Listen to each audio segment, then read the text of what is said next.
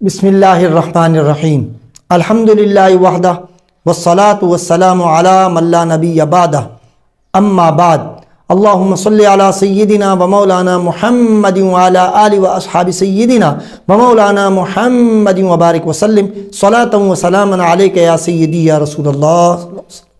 मुअज़्ज़ज़ व मोहतरम सामईन व नाज़रीन, अस्सलामु अलैकुम व रहमतुल्लाहि व बरकातुहू।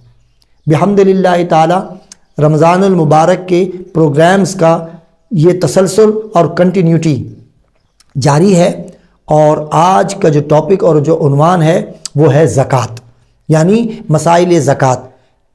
इनिशियली तौर पर इन द बिगिनिंग और स्टार्ट में और शुरू में ही हम ये बता देना चाहते हैं कि दीनी मसाइल सीखना ये हर मुसलमान के लिए ज़रूरी है।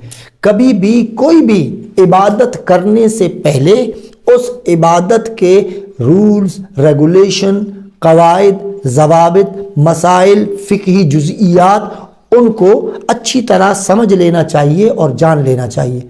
हमारे सोसाइटी और समाज और मुआशरे के अंदर बिलउमूम ये कहा जाता है कि चूँकि हमें मालूम नहीं था, अल्लाह सुब्हानहू व तआला माफ़ करने वाला है। बस बाज़ दफ़ा लोग ऐसे ही करते हैं कि ना अपने माल का हिसाब किताब लगाते हैं, ना माल की ज़कात देते हैं, ख़ुद साख्ता तौर पर कहते हैं कि जी हमारे पास इतना माल तो था ही नहीं जो निसाब तक पहुँचे। अब आपको निसाब का इल्म ही नहीं है। इसी तरह हमारी माएँ बहनें जो ख़वातीन होती हैं वो ये कहती हैं कि जी हम तो कमाती नहीं हैं, हम कहाँ से ज़कात अदा करेंगे, हम क्या करें, हमारे पास तो पैसा नहीं होता।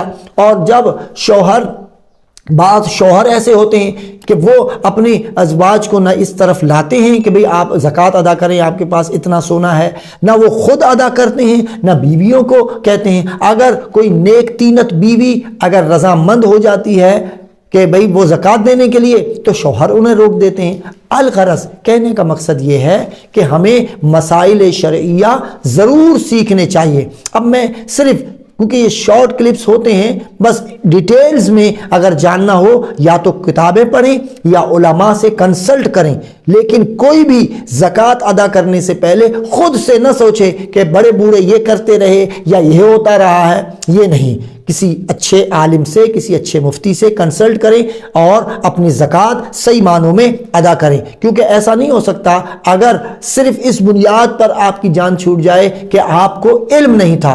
क्योंकि कुरान मजीद फ़ुरक़ान हमीद ने वाज़ेह तौर पर कहा है कि फ़स्अलू अहल ज़िक्रि इन कुंतुम ला तालमून, जो मसाइल तुम नहीं जानते तो अहले इल्म से, जानने वालों से, आलिमों से उन मसाइल को मालूम कर लिया करो।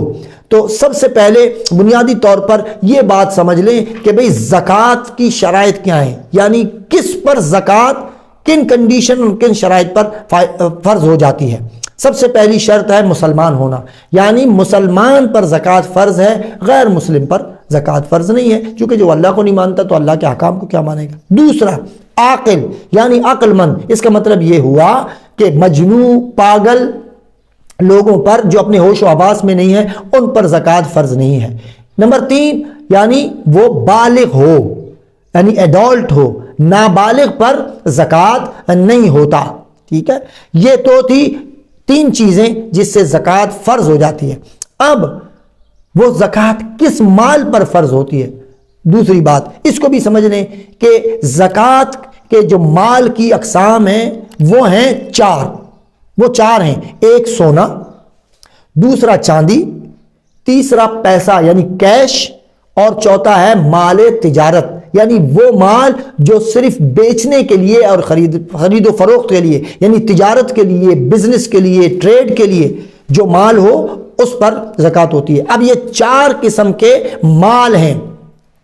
अब इसी से वाज़ेह हो जाती है, फिर लोग सवाल करते हैं कि जी क्या हमारी गाड़ी पर ज़कात है, प्लॉट पर ज़कात है, मेरे 2 प्लॉट हैं, मेरे 4 प्लॉट हैं, क्या जनाब फ्रिज पर ज़कात है, या भाई क्या मेरे पास वॉशिंग मशीन है, टीवी है, फला है। तो हमने जो ये 4 चीज़ें बयान की हैं इनको देख लें। नंबर 1 सोना, नंबर 2 चांदी, नंबर 3 कैश और नंबर 4 माल तिजारत। अब आप देखें ये इवन कार है।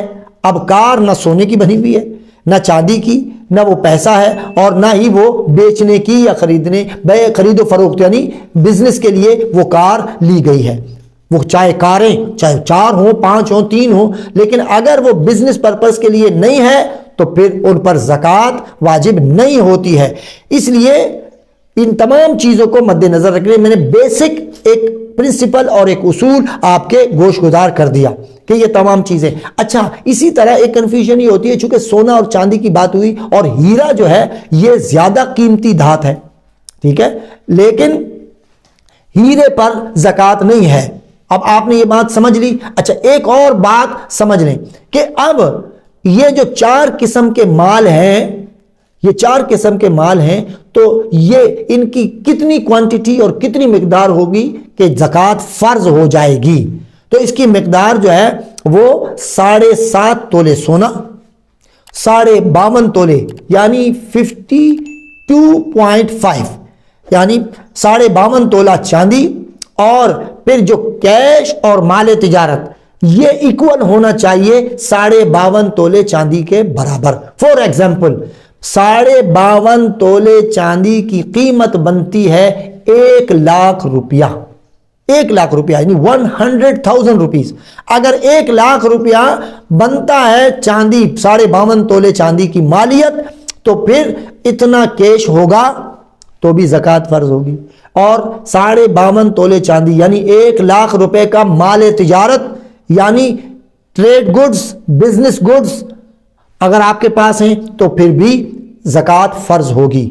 اچھا، اب ان 4 قسم کے مال میں سے کوئی بھی 2 قسم کا مال اگر ہوگا تو پھر ایکول دیکھا جائے گا چاندی کے پیسوں کے برابر.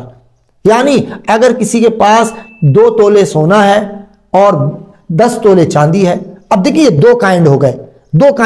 جب 2 کائنڈ کا ہوا تو پھر حساب جو ہے وہ 52.5 تولے چاندی والا لگایا جائے گا. اس بات کو اچھی طرح سمجھ لیجئے. پھر بھی میں نے کہا اگر کوئی کنفیوژن آپ کے ہو تو پھر کسی بھی عالم اور مفتی سے کنسلٹ کریں. تو اب اس طرح ہوگا تو اب زکوٰۃ دیں گا کتنے؟